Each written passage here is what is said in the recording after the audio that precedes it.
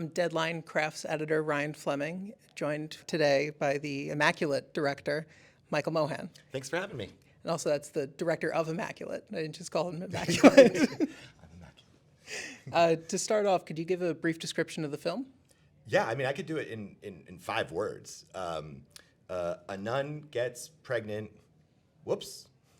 It's about a nun, a woman of faith. She moves to a convent in the the Italian countryside outside of Rome. After a couple weeks of getting there, she realizes she's pregnant. Everybody thinks it's the second coming of Jesus, but she thinks something more evil is at play. Your initial description of 5 words made it sound like a comedy. Right, yeah, it's not a comedy, it's a horror film. So what was the inspiration for the story? So I didn't write this story, actually.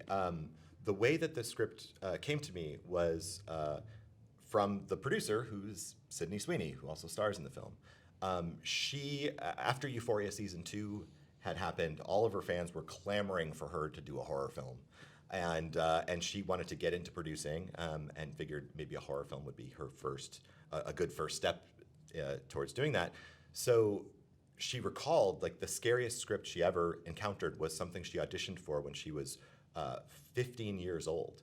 And so she called up the writer and said, hey, I still remember your script. Would you let me take a crack at it? Because back then it had fallen apart before it had gotten made. And he was like, yeah, sure, go for it. And then she sent the script to me, and then I was just blown away by the reveals in the movie. Like, I didn't see them coming, and I had this vision for how I wanted the ending to be, and we went off to the races.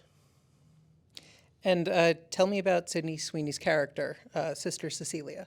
Yeah, so the way we came about the character, because originally she was written as a high school student, and for me, when I read the script, one of the things, I've worked with Sid a few times now, and I know how versatile she is as an actor. I know, like, if you've ever seen the movie Reality that came out on HBO Max last year, you can see that she does, like, really quiet and subtle subtextual performances really, really well. And if you've seen Euphoria season 2, you also just know that she can go so unhinged. And to me, as a director, there's nothing more exciting than crafting a character arc where a character starts in point A and ends up in point Z, And so crafting this character as a nun would allow me to really emphasize her whole range of performances. And so that's how we came about crafting Sister Cecilia. It's interesting because in this film you can really see, not giving anything away, but she has such great range. I know. In one character. I know. It's like, this is what I say to everybody. It's like, when you're on set with her, it's like watching someone do a magic trick. It really is. So what was it about the script that hooked you and made you want to? This is your first horror film that you're directing, right? It is my first horror film. Yeah. I love horror films. I've loved them forever. There were several things I saw in the script. The first was the potential to bring back sort of the classic horror. Like, I'm talking like 1970s, like the new wave, American new wave horror, like Rosemary's Baby is a huge touchstone. Don't Look Now, The Exorcist. And what I love about those films is that they're incredibly intimate, but yet there's a sense of scope. There's a sense of, they're just really cinematic, And I saw the potential to do that here, especially with these incredible locations that we found in Rome. And the other thing I love about those films, like in The Exorcist, like, they go hard. There is imagery in The Exorcist that is absolutely unforgettable and so shocking, and it's still shocking to this day. And I think audiences want that. They wanna be, like, put through the ringer and spit out the other side. And so for me as a director to be able to do that with this material was just it's a really fun challenge. And it is interesting too because it's not like a horror film in that there's this big monster that's coming. It's everything kind of sneaks up on you. No, exactly. I mean, that was the other thing. It's not supernatural.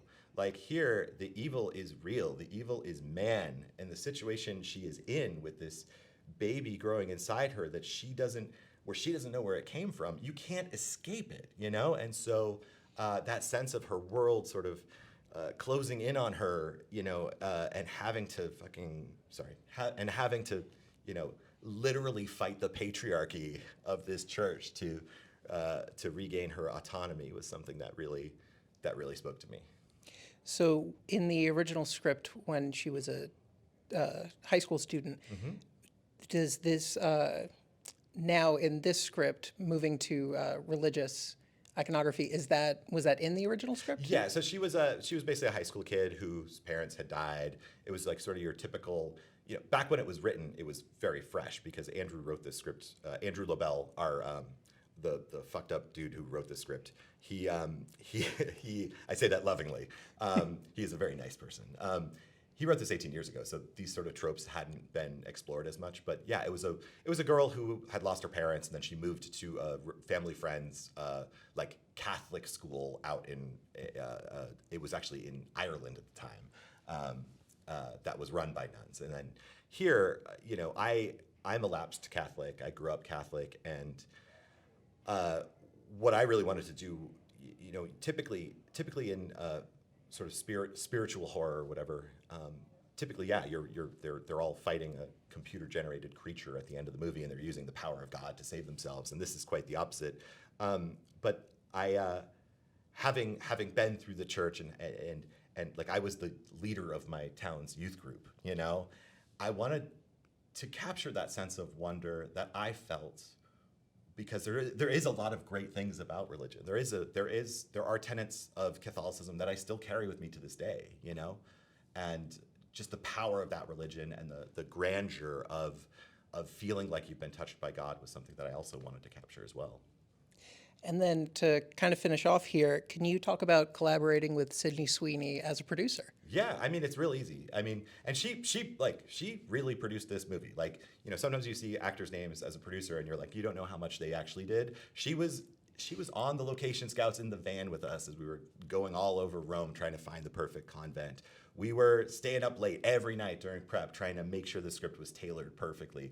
We were trying to figure out how to add more scares to the script and how we could fit it within the confines of our schedule because we had to make this really quickly. She had to, the day after we wrapped, she was flying to Australia to shoot that little movie, Anyone But You.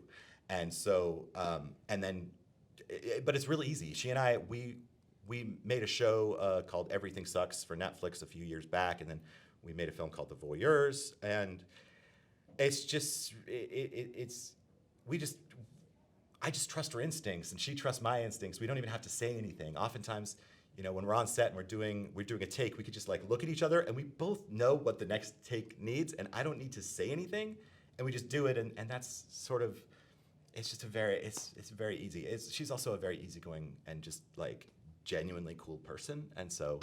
I don't know. I feel really honored to be able to make her most fucked up movies with her, I'm sorry. I've been swearing this whole time. Is it okay that I've been swearing? I fucking hope so. Okay. Love it. Well, that is it for the questions. Thank you so much for coming to Deadline Studio. Thank you. Thank you for having me.